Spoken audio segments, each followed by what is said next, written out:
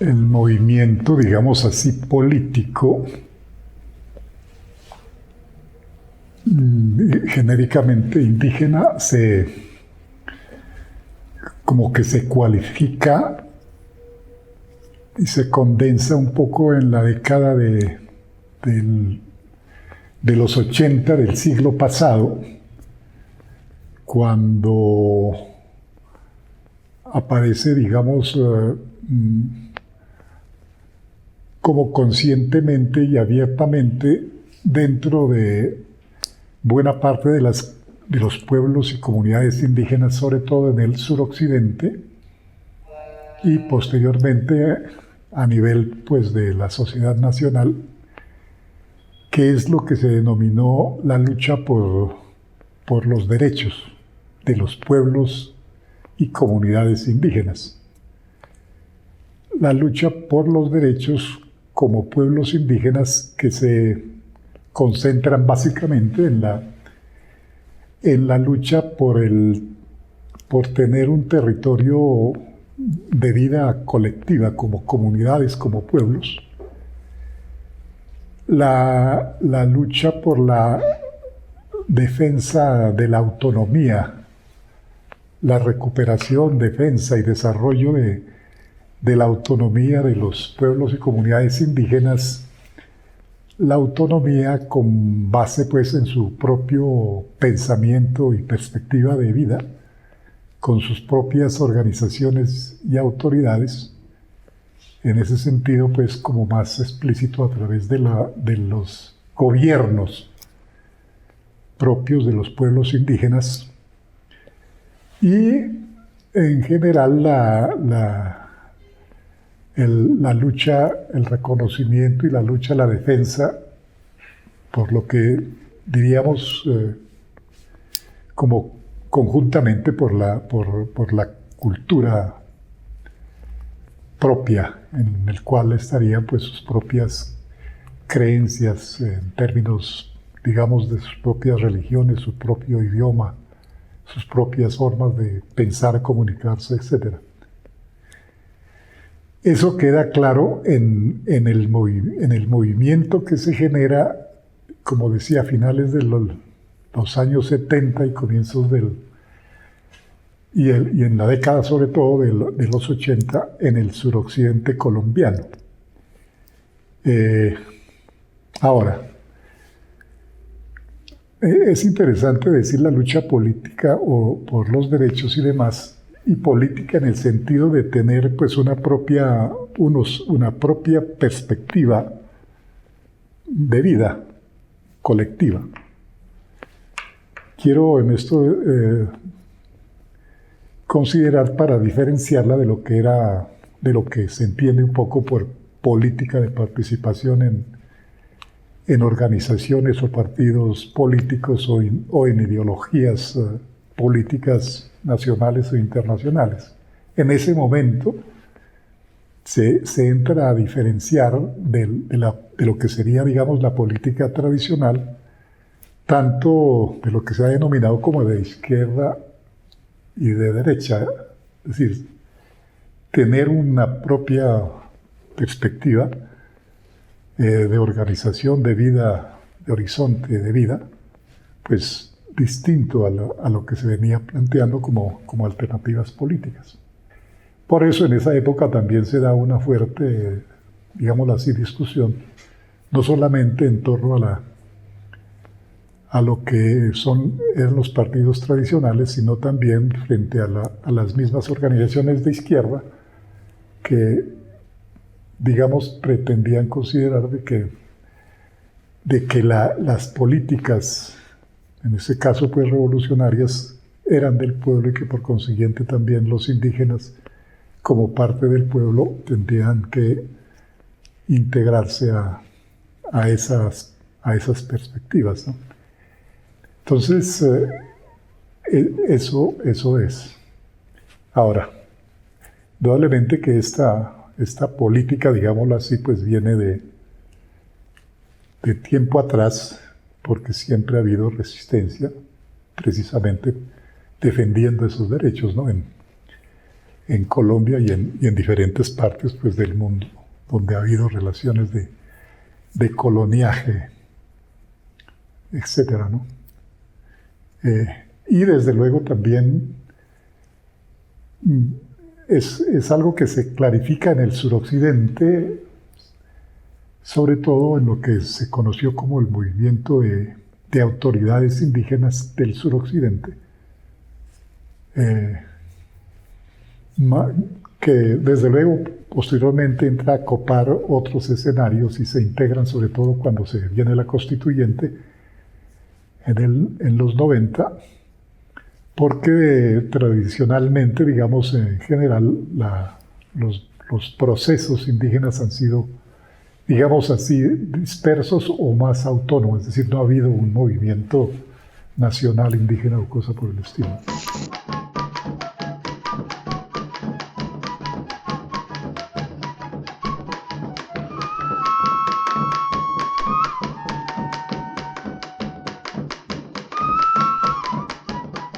Digamos, hay una situación a mediados del siglo pasado en donde prácticamente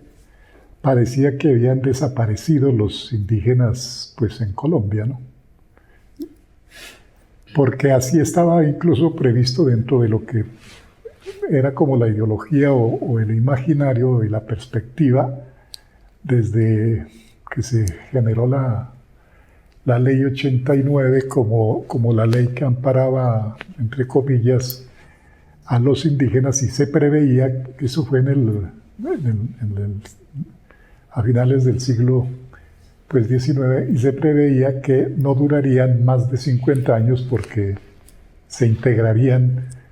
estos pueblos que consideraban semibárbaros o bárbaros al conjunto de la sociedad nacional, que todos serían colombianos. Y entonces, pues bueno, se habían dado unas luchas fuertes otra vez en el Cauca de manera abierta, pues con lo que se conoce como la Quintinada, por ahí de 1920 en adelante, con Manuel Quintín Lame, que estaba como al frente como líder. Pero se daba ese hecho de que ya desaparecían.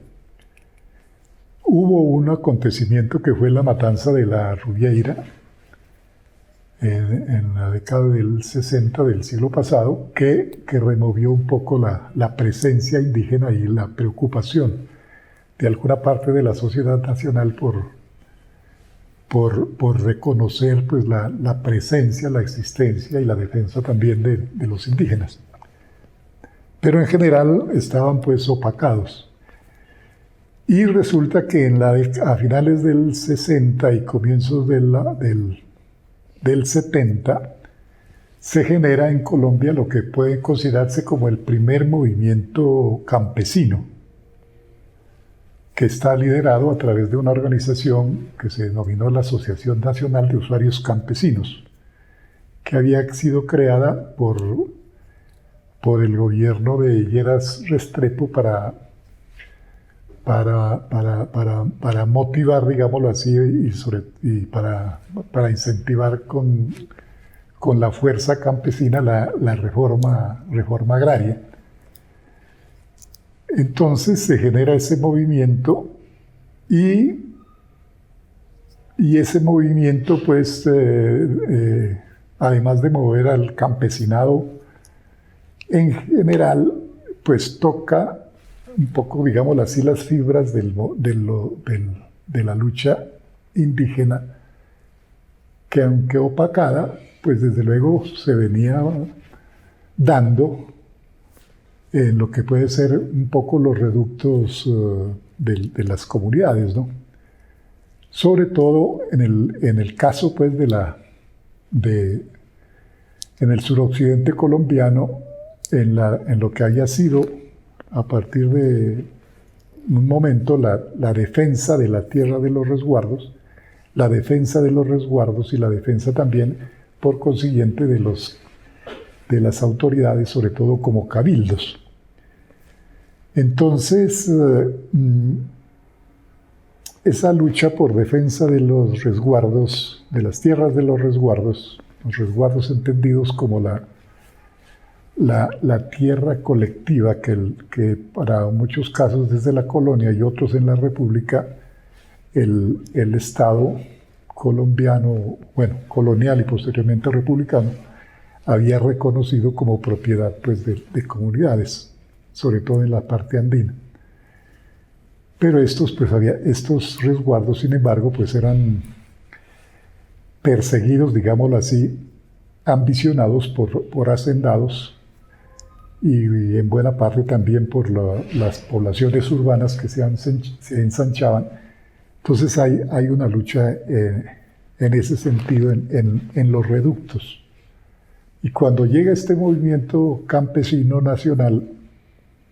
estas comunidades entran a participar, se integran a ese proceso,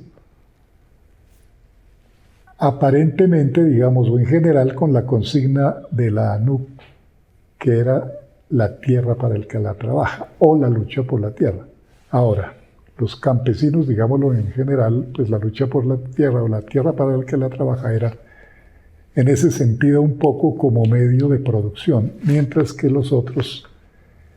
además de medio de producción, pues lo miraban que eran tierras de sus resguardos o tierras comunales, para hablar genéricamente. Por eso se integran y en algunos casos, como en el Cauca, esa lucha por la tierra se la retoma de parte de la consigna de Quintín-Lame o del programa de Quintín-Lame,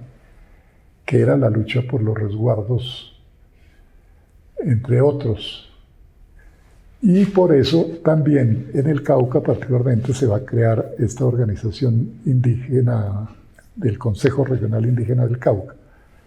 que retoma el programa de Quintín-Lame, sobre todo en el caso de la defensa de los resguardos, y por esa vía se integra a la ANUC.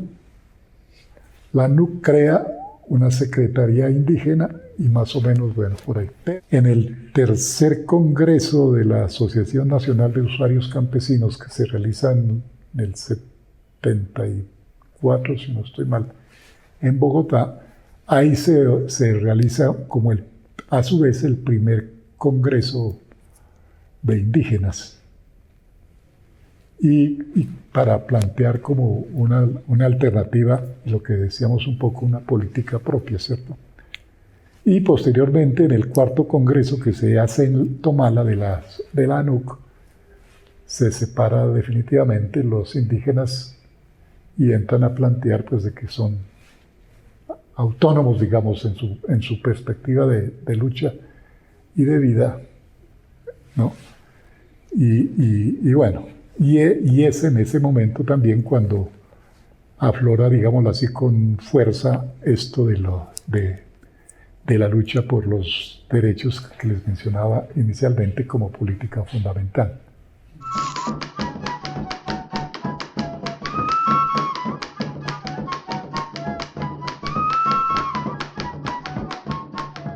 En el Cauca particularmente se da una relación interesante en esa época de los años 80, porque, bueno, porque ya hemos dicho, el movimiento indígena en el suroccidente colombiano viene pues fortaleciendo esa lucha por los derechos, viene reivindicando derechos como autonomía y la lucha también, pues desde luego, por la recuperación de territorios de resguardo frente a los hacendados. Y las comunidades negras del norte del Cauca también están en una misma situación. Y es el hecho de que las haciendas de los cañaduzales se ensanchan cada vez. Es decir, los cañaduzales crecen y se fortalecen a costa de desmembrar las posesiones y propiedades de los campesinos negros del norte del Cauca, ¿no? Es lo que se denominó la invasión verde. Y entonces hay una resistencia, porque eso va implicando la destrucción de estas, no solamente de la destrucción en términos de quitarle la propiedad sobre la tierra para convertirla en cañaduzal, sino en términos de que le quita propiamente la posibilidad de vida a estas comunidades que tenían, digamos, como su autonomía a partir de la producción agraria que desarrollaban en sus parcelas en estas tierras y que habían, digámoslo así, creado y fortalecido y tenían su vida a partir de pueblos como Puerto Tejada, Villarrica, etcétera. Es decir, toda una diversidad de pueblos que están al norte y el sur del norte del Cauca y el sur del Valle del Cauca y en general en esa cuenca del río Cauca. Entonces hay una lucha y una resistencia de lo que ahora decimos los afrocolombianos en esa parte. Eso entonces los relaciona rápidamente, pues digámoslo así, un poco por la cercanía. Y lo otro porque hay también un aspecto interesante dentro de esta perspectiva política, que es el reconocimiento por la vía de la autonomía a la diversidad. Es decir, los pueblos, la política indígena del suroccidente en esa época plantea que Colombia no es una sociedad unitaria, sino que es una sociedad diversa, como es diversa la naturaleza. Es decir, ese movimiento entra a fortalecer lo que después va a aparecer un poco plenamente reconocido de esto que se ha denominado la diversidad étnica y cultural. Entonces, eso fortalece digamos, la perspectiva también de la lucha de los afrodescendientes en el norte del Cauca, porque también entra a aparecer que son diversidad, pues, por lo menos cultural, pero a su vez que tienen su vida y su relación y su identidad en unos territorios, pues, que han sido, digámoslo así, construidos con su vida y con la participación, porque, bueno, buena parte, pues, esto tiene toda una historia relacionada con la formación de palenques, que eran los reductos que se constituyeron de los negros que huían de las haciendas o de las minas, o negros libertos que se fueron aglutinando en algunos lugares, y entonces pues constituían también sus propios territorios. Otra vez, como en el caso un poco indígena, de despertar, porque ahí se despierta, por ejemplo, todo lo que era, digamos así, el mito y la memoria de Sinencio Mina, que fue un líder afro del norte del Cauca que luchó a comienzos del siglo XX, pues en la misma perspectiva de defensa de las comunidades negras frente a las haciendas y sobre todo a los cañaduzales que se vinieron suscitando.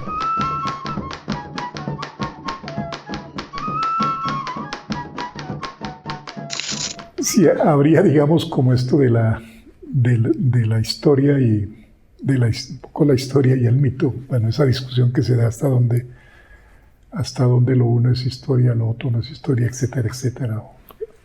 Pero digamos que, para ser como más concretos,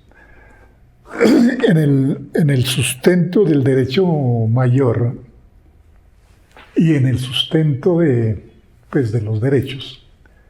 territorio, la autonomía, etcétera, etcétera, va a jugar mucho esta doble memoria, digamos, que podríamos decir la memoria de los archivos un poco y la memoria de los imaginarios y de lo que es más propiamente pues la memoria colectiva, que puede expresarse como memoria oral o sobre todo como memoria territorial.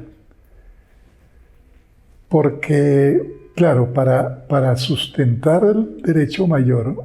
había que buscarlo, había que buscar esa memoria, había que argumentar pues ante la sociedad, ante los poderes,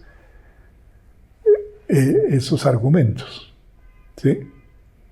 Por eso parte del derecho mayor decía, porque tenemos derecho por historia, que era mirar esa trayectoria. Por eso se trabaja mucho la búsqueda de esa historia en los archivos. Los archivos en la memoria escrita, que es, entre otras cosas, un interesante trabajo que hacen las comunidades y en la cual esto que se denominó la solidaridad, que eran personas externas a las comunidades que se aglutinaron a colaborar y a participar de estos procesos, se hace esa historia y efectivamente pues uno podía encontrar toda la historia de la lucha. Por decir, en el caso de aquí de Nariño, pues uno encontraba desde que llegaron los primeros encomenderos hasta la actualidad, que lo tenían en la memoria, en la cabeza, unos, y que uno lo iba a encontrar en los archivos también. Pero a su vez, toda la memoria que aparece más como mítica, es decir, cómo es que los pueblos, cómo es que se fueron organizando los territorios y los pueblos. Por eso, en el caso de cómo es que apareció el pueblo principal de Males, por decirlo así, de cómo vinieron del Amazonas con Taita Bartolo al frente, de que donde cantaba un gallo, donde cantaba una perdiz, era donde se originaba y tenía que asentarse el pueblo, y eso así sucedió y por eso está allí. O cómo los de Cuetial venían de por allá como del Pacífico y decían que donde se levantara una perdiz y chillara, que allí se asentaría el pueblo,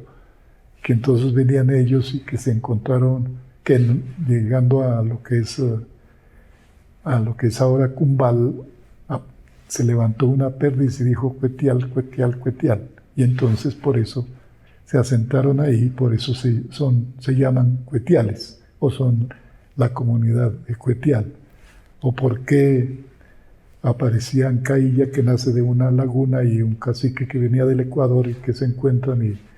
forman pareja y se casan, y de allí origina este pueblo de que ahora que se llama Aldana. O de por qué ahora están establecidos 3 o 4 comunidades, sobre todo 3 comunidades que se desintegran porque se formaron 3 caciques, pero estos aparecen ligados a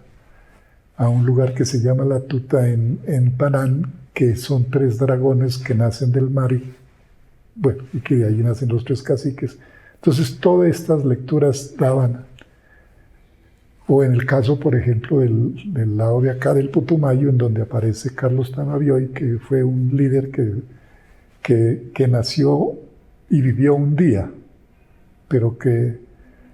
en ese día él se alimentó con 7 mujeres que le amamantaban, pero que dejó la escritura que daba cuenta de que eso era territorio, en este caso de los del Valle de Sibundoy. O Juan Tama de la Estrella, que nació de una culebra, pero que fue el que a su vez históricamente, y en el caso de los paeses, fue al que a su vez históricamente negoció con el régimen español el establecimiento de las tierras de resguardo, etc. Es decir, hay una mitificación, digámoslo así, de la historia, o hay una historia mítica que sustenta, en casos incluso que llamaríamos como un poco inverosímiles, porque hay una lucha fuerte defendiendo la ley 89. Literalmente y de acuerdo a la ley escrita y establecida en el 1889, pues porque allí dicen unos artículos que la defensa de los resguardos y de los cabildos. aunque en otros artículos pues dice que son salvajes y que van a desintegrarse, etcétera, etcétera, o que son menores de edad.